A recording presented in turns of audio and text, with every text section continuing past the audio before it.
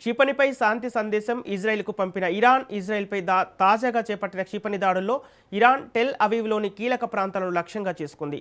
యుద్ధం ముగించాలని స్పెయిన్ ప్రధాని పెడ్రో షాంచెజ్ ఇరుపక్షాలకు సూచించిన శాంతి సందేశాన్ని క్షిపణిపై అంటించి మరో ఇజ్రాయెల్పైకి ప్రయోగించింది.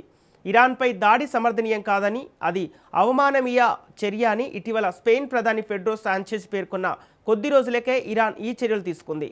ఇరాన్ మీడియా విడుదల చేసిన వీడియోలో ఓ ఐఆర్జీసీ అధికారి క్షిపణిపై స్టిక్కర్లు అంటిస్తున్నట్లు కనిపిస్తోంది. అందులో నిస్సందేహంగా ఈ యుద్ధం చట్టవిరుద్ధం మాత్రమే కాదు, అమానుషం కూడా.